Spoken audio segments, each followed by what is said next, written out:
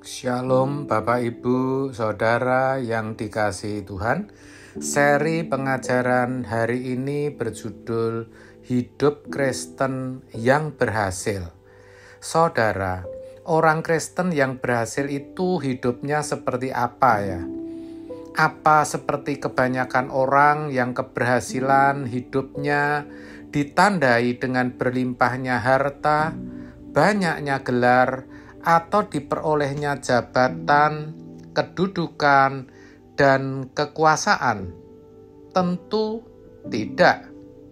Kalau Tuhan Yesus berkata, "Carilah dahulu kerajaan Allah dan kebenarannya," itu artinya hidup Kristen yang berhasil adalah ketika seseorang bisa menghadirkan kerajaan Allah dan kebenarannya.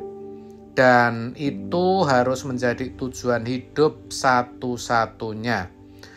Sungguh ini bukan hal yang mudah.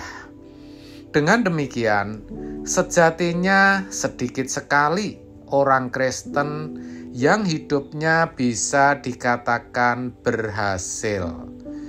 Menghadirkan kerajaan Allah dan kebenarannya seperti yang dikalimatkan dalam doa Bapa kami dalam Matius 6 ayat 10, maksudnya adalah menghadirkan pemerintahan Allah, di mana di sana ada kehadiran Allah, lalu kita menundukkan diri serta mengabdikan hidup sepenuhnya kepadanya tanpa batas.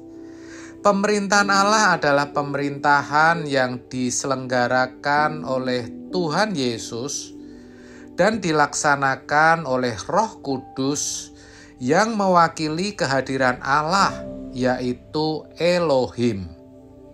Maka, untuk menjadi orang Kristen yang memiliki kehidupan yang berhasil, artinya hidup dengan mengikuti tatanan, aturan dalam pemerintahan Allah, kita harus hidup dalam pimpinan Roh Kudus. Sebab Roh Kuduslah perwakilan Allah dan Tuhan Yesus dalam diri orang percaya. Dan kalau hidup kita mau dipimpin oleh Roh Kudus, kita harus rela untuk mematikan kedagingan kita. Dikatakan dalam Galatia 5 ayat 16-17 demikian. Maksudku ialah, hiduplah oleh Roh, maka kamu tidak akan menuruti keinginan daging. Sebab keinginan daging berlawanan dengan keinginan Roh, dan keinginan Roh berlawanan dengan keinginan daging. Karena keduanya bertentangan, sehingga kamu setiap kali tidak melakukan apa yang kamu kehendaki.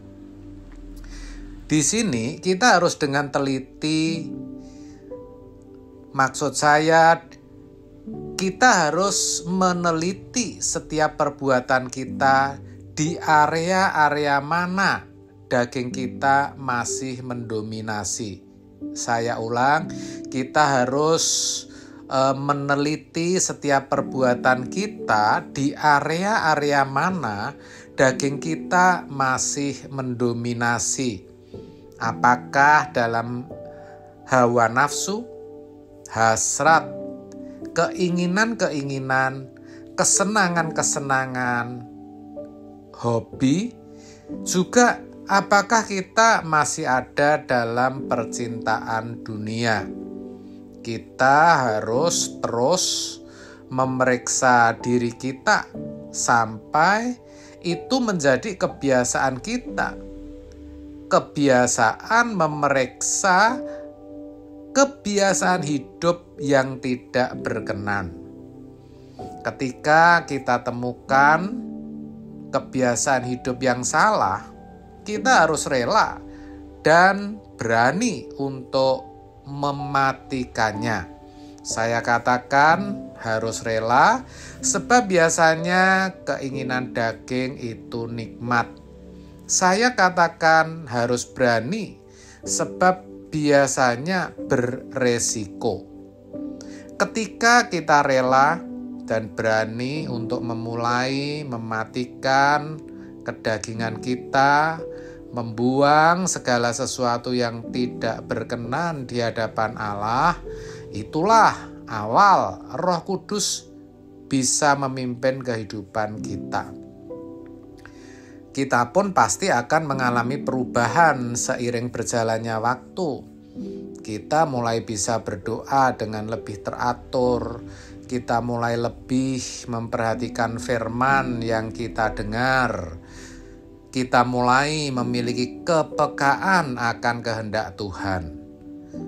Kalau itu kita lakukan terus, maka semakin hari keindahan dunia akan semakin memudar di mata kita. Kita semakin mengerti kenapa Tuhan menciptakan kita, dari mana kita berasal, dan kemana kita akan kembali.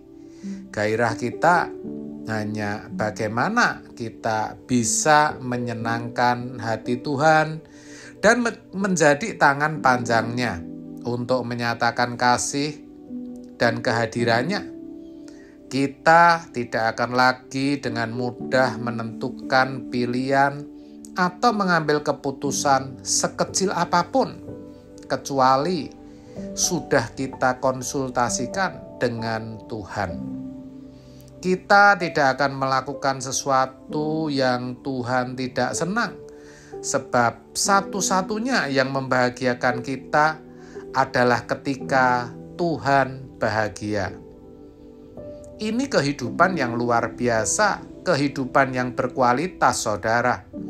Inilah kehidupan yang dijanjikan Tuhan dalam Yohanes 10 ayat 10, di mana Dia berkata, "Aku datang untuk memberi hidup, supaya mereka mempunyainya dalam segala kelimpahan," yang artinya adalah hidup berkualitas, yang mana sudah bisa kita alami sejak kita masih ada di bumi ini, dan akan terus kita lanjutkan sampai di kekekalan nanti.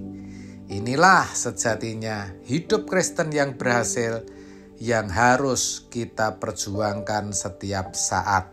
Amin. Tuhan Yesus memberkati.